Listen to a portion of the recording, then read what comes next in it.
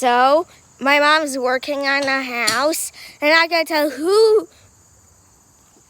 what person belongs that, and I gotta tell you who it belongs to and what the address is, because you might try to steal something from this person's house if I tell you.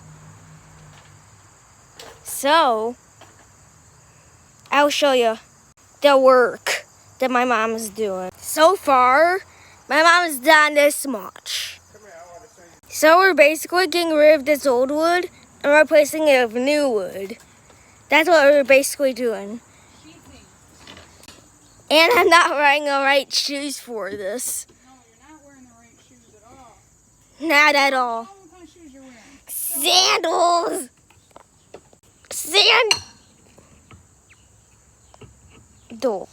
Sandals. Yeah, sandals. I'm wearing sandals.